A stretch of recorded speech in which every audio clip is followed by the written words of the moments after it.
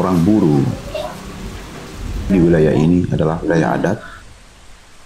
Kita harus menghormati dan menghargai secara adat dan budaya kita.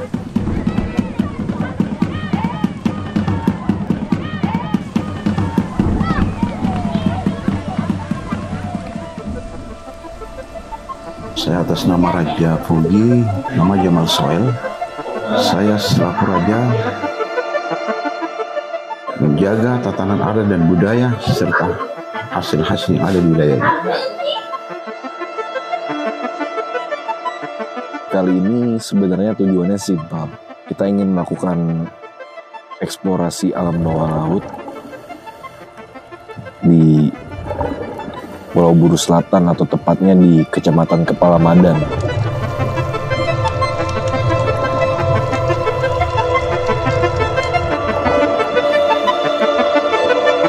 Kita berangkat dari informasi itu, banyak sekali video-video yang dikirim ke kita yang menunjukkan kalau orang berenang saya itu penyuh di sekeliling gitu, rame gitu kan. Tapi apakah Bapak Raja dan masyarakat sadar kalau misalnya laut itu kaya? Kalau akan ketemu, berarti sudah dijanji oleh para leluhur dan para Allah Subhanahu wa Ta'ala bahwa di tempat ini di tanggal sekian hari sekian ini barang keluar seperti emas. Kembali di Net24, anggota TNI menyisir lokasi tambang emas ilegal di Gunung Botak, Pulau Buru, Maluku. Tambang akan ditutup Sabtu dan seluruh kegiatannya dihentikan.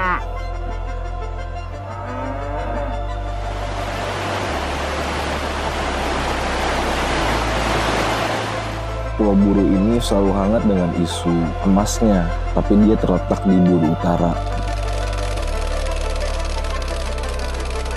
Kita ingin melakukan eksplorasi, ingin mengetahui apa sih kabarnya di Buru Selatan ini. Apakah dia juga menyimpan emas? Karena kita yakin mungkin emasnya ada di bawah laut.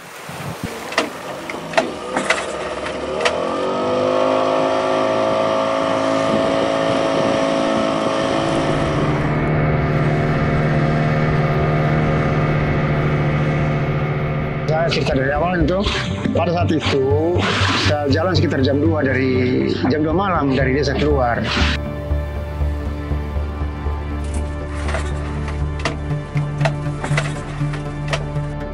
Jadi sekitar setengah jam saya cari cumi. Setelah cari cumi saya langsung tuna tuh.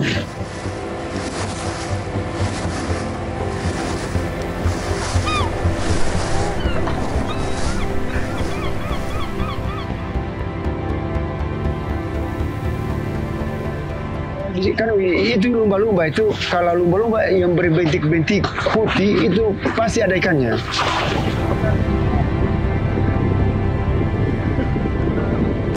Tapi kalau kita ketemu misalnya 4 atau 3 ekor lumba-lumba yang bintik-bintik itu ada ikannya, pasti ada tunanya saja. Karena dia jangan sama dengan tuna, dia tidak bisa terpisah dengan tuna. Pokoknya dia di mana tuna di situ.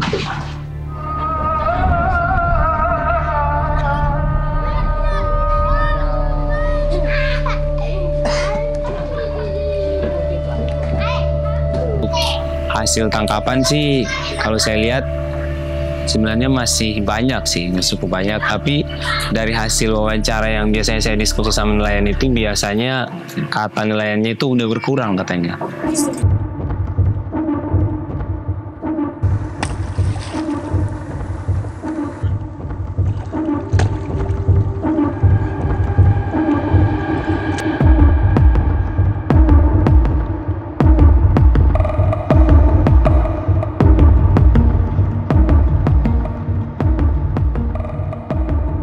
Nelayan kan pasti mulu ya, karena kan udah banyak sekali rumpon kan. Nah itu yang jadi keluhan nelayan sih utamanya. Paling rumpon gitu sih. Karena kan kalau udah ada rumpon juga udah jauh dia kan. Sama keluhan nelayan juga itu terkait pursen. Karena biasanya pursen itu kalau udah jaring ikan, kadang kalau udah lewat dari 15 ton itu jaringnya disobek gitu. Kalau misalkan ketangkapnya 20 ton nih, ikan jarinya kan cuma bisa muat sampai ya 12 ton lah kalau nggak salah deh. Nah 12 ton disobek berarti ikan yang kebuang itu sekitar 8 ton. Karena itu salah satu titik lemah kita di buru selatan nih. Kan karena banyak terjadi IU fishing di situ. Ya terutama dari nelayan-nelayan yang bukan dari buru tapi dari luar begitu.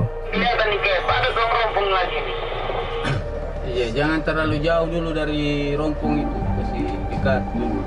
Soalnya sudah ada ikan baru lancar sedikit begitu. Kalau jangan terlalu jauh dulu. Nanti ada ikan baru kasih lancar.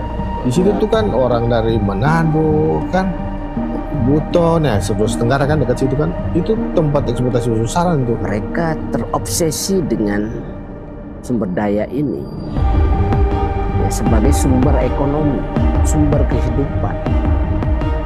Ketika sumber daya dieksploitasi, dampak terhadap kualitas lingkungan laut tidak bisa dihindari. Ternyata sumber daya ini perlu disentuh oleh manajemen.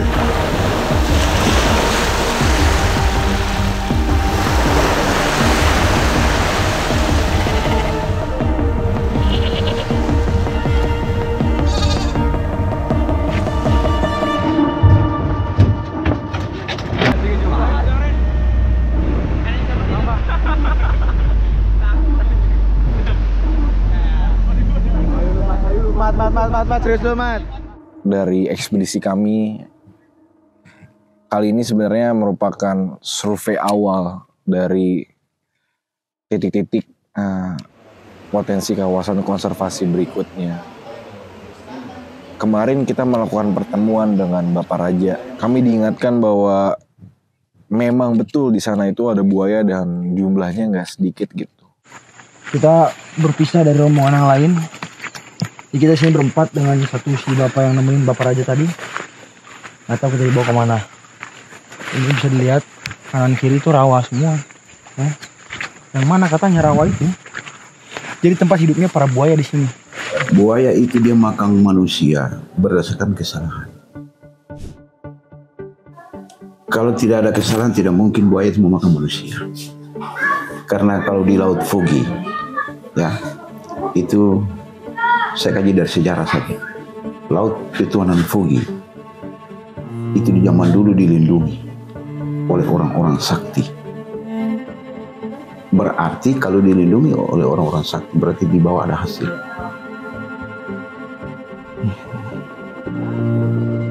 Kami sempat bertemu saat melakukan survei checking ground lokasi terumbu karang. Buaya itu merecognize hal-hal buruk gitu. Kalau misalnya kita dengan niat yang baik, dengan hati yang bersih dan baik, kita akan dijauhkan oleh keburukan, yaitu buaya maksudnya.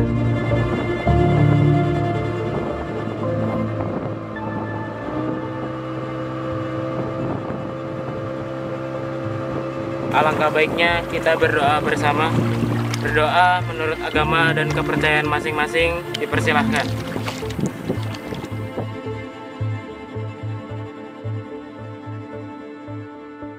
Pulau Buru merupakan pulau yang sangat kaya, terutama pada ekosistem mangrove dan lamun yang tersebar sepanjang Buru Utara sampai ke Buru Selatan.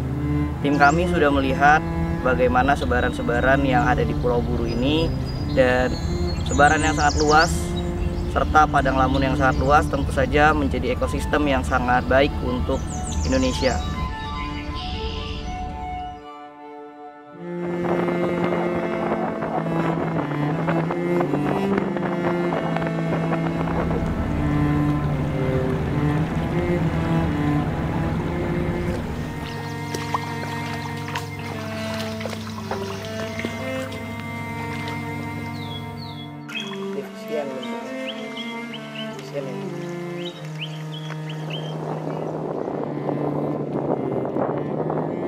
Ketika mendekati muara, disitulah kita temukan ekosistem pesisir yang pertama adalah mangrove. Nah, kontribusi mangrove ekosistem ya sebagai supply produksi perikanan kita ya, ke daerah fishing ground itu juga sangat penting. Larva ditetaskan di sana, lahir, diasuh di daerah perairan ekosistem mangrove yang dangkal dan tempat berlindung dari para predator. Ini guys, ini archer fish, dia suka menangkap serangga.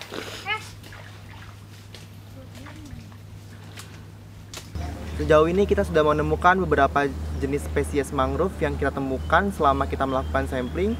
Yang pertama ada jenis Rhizophora, kedua ada Soneratia, yang ketiga ada jenis Seriops, kemudian ada jenis Nipa, dan kemudian ada jenis Avicennia. Tapi seiring dengan arah laut, seagrass, ekosistem lamun itu mulai agak jernih meskipun tidak terlalu jernih. Karena ada filter ketiga setelah lamun, seagrass itu adalah coral reef. Nah, terumbu karang ini memiliki karakter biodiversity yang paling lengkap. Artinya kita harus menjaga sumber daya penting yang krusial tadi ya. Nah, melalui satu konsep manajemen yang disebut dengan Marine Protected Area. Menginisiasi atau menjadikan wilayah di Buru Selatan itu menjadi kawasan konservasi itu bagi kita sangat penting. Dengan adanya nanti kawasan konservasi di Buru Selatan menggenapi seluruh kabupaten kota di Provinsi Maluku itu punya kawasan konservasi, kecuali Kota Ambon, begitu kan?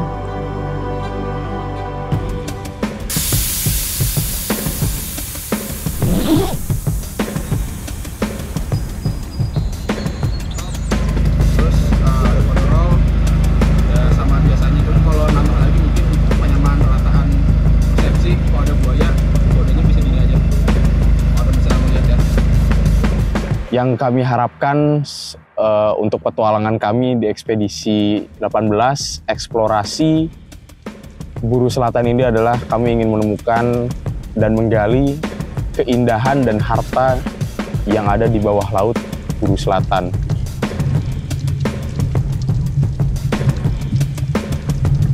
Dan selama kami menyelam di Buru Selatan ini, kami sudah menemukan banyak sekali ternyata titik-titik yang mempunyai terumbu karang yang sangat indah dan ikan yang sangat banyak, serta hewan-hewan eksotis yang hanya ada di Buru Selatan. Kami masih berharap lebih dari yang sudah kami temukan. Kami masih berharap kami menemukan lagi ada surga-surga bawah laut yang belum ditemukan, bahkan belum ada namanya, nama daerahnya.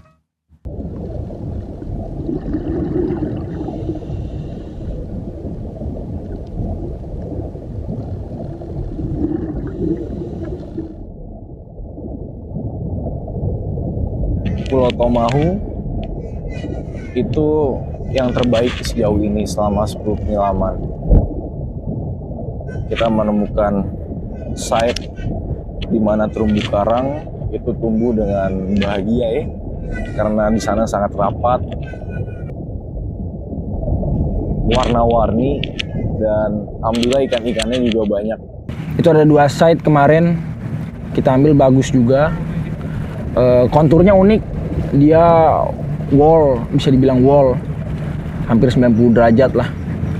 Karang-karangnya rapat, banyak, terus unik-unik juga. Sophora dan Sifen di sini di kedalaman 8, di kedalaman 5 itu sudah banyak. Yang mana biasanya Sophora itu kan hidupnya di perairan-perairan dalam ya, 20 meter gitu, 10 ke bawah. Biodiversitas di sini juga masih bisa dibilang cukup tinggi gitu. Jadi belum terlalu diganggu oleh aktivitas-aktivitas antropogenik. Sehingga memang pada lokasi-lokasi yang remote itu ya, kelimpahan maupun keragaman itu lebih menjanjikan.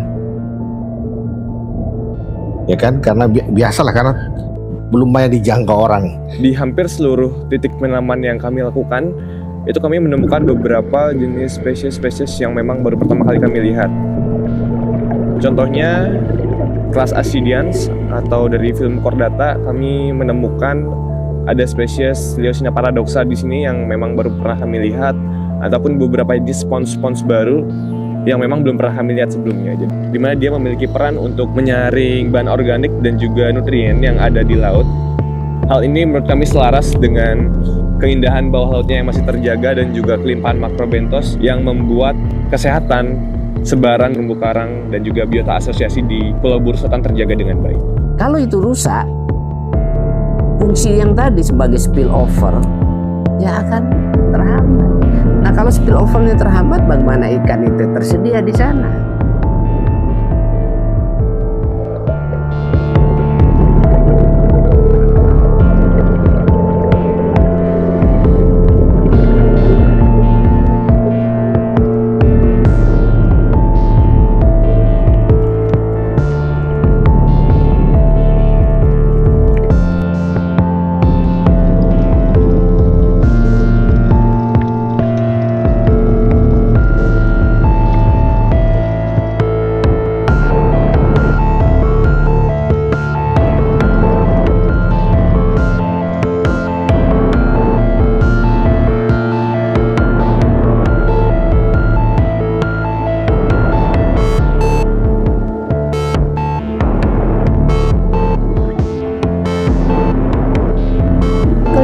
Ikan yang ada di Buru Selatan bisa dibilang itu cukup tinggi.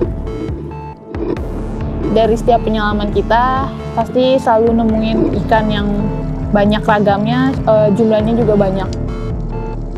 Salah satu ikan yang sering ditemuin itu ada dari famili Cesionidae, Eugenidae, sama Acanthuridae. Itu yang paling banyak dan ya paling banyak ditemuin di Buru Selatan ini. Dan kami juga mencari ingin adanya daerah pemijahan ikan, mungkin dari ikan-ikan karang atau mungkin biasa kita sebut ada SPAX, Spawning Aggregation Sites. Itu sebenarnya yang ingin kami eksplorasi dan ingin kami temukan di Buru Selatan ini. Yang mungkin itu bisa membantu memberikan dampak yang lebih besar lagi kepada masyarakat sekitar Buru Selatan. Di situ juga kan kita tahu bahwa salah satu sentra produksi perikanan kan, Pasir Putih misalnya, itu kan beberapa titik-titik yang menjadi sentra produksi, sentra nelayan begitu kan, tuna misalnya, daerah situ juga gitu. Sehingga tetap kegiatan-kegiatan perikanan itu tetap berlangsung, berjalan begitu. Ya, bukan berarti ada kawasan terus kegiatan itu tidak berjalan, tetap jalan kan? Pastilah, karena tadi kan saya jelaskan bahwa salah satu fungsi MPA itu dia memberikan kontribusi terhadap suplai ikan di fishing ground. Itu bisa kita ukur nggak? Bisa. Berapa besar suplainya?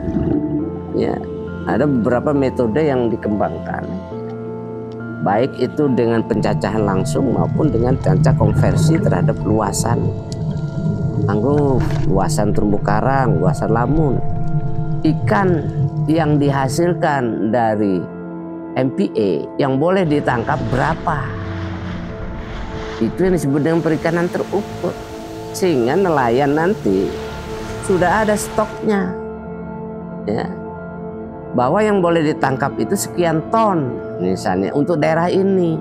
Jadi kalau nanti itu jadi kawasan konservasi, bukan cuma perikanan tapi pariwisatanya juga kita lihat gitu, ya kan? Nah kalau pariwisatanya kan jelas pariwisata di perairan kan, atau mangrove-nya juga kan, itu semua kan bisa nanti dikembangkan ke depan. Belum lagi nanti ada beberapa, ya tahu sendiri mungkin spesies gitu yang mungkin endemik begitu ataupun termasuk dilindungi begitu, sehingga memang perlu untuk dilakukan konservasi. Kira-kira gitu.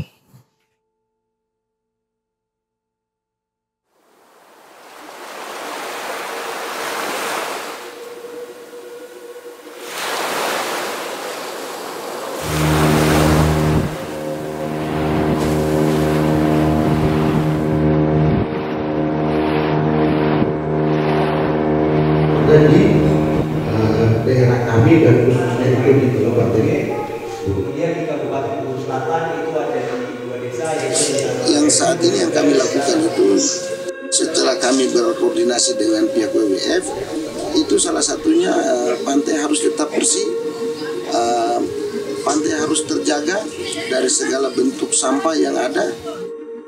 Kenapa?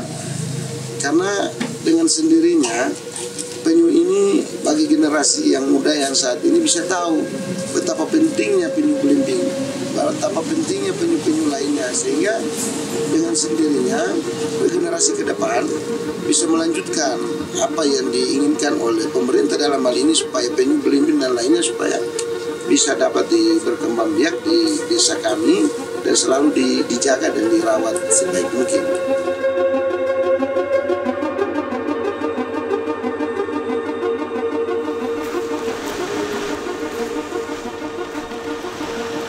Yang menjadi unggulan dan menjadi target konservasi di Buru Selatan ini adalah penyu belimbing, salah satu spesies penyu terbesar di dunia. Yang menjadi harapan kami sebagai tim ekspedisi adalah kami ingin bisa melihat dan menyaksikan langsung bahwa ada keberadaannya penyu belimbing di sini. Kedepannya itu membuat semacam tempat penangkaran, sehingga penyu itu sendiri tidak punah di desa Wamlana dan khususnya Kabupaten Buru. Dan ini juga merupakan berkah yang diberikan oleh Tuhan Yang Maha Esa dalam hal ini kepada desa Wamlana itu sendiri.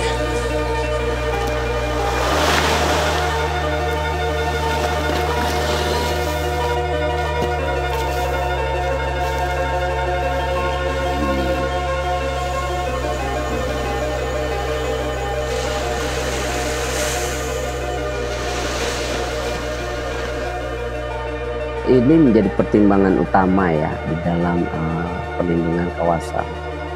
Ketika ada spesies-spesies yang masuk kategori yang dilindungi, terancam punah, gitu ya, rare masuk kategori rare, jarang misalnya. Itu konsep perlindungan harus otomatis segera diterapkan. Saya sebenarnya terkait ekspedisi ini adalah kita sebagai pecinta alam di sini pengen banget bisa menjaga juga Pulau Buru Selatan, karena kondisinya sekarang belum banyak orang yang masuk gitu. Masih ada harapan untuk kita semua ngejaga daerah Pulau Buru Selatan ini gitu.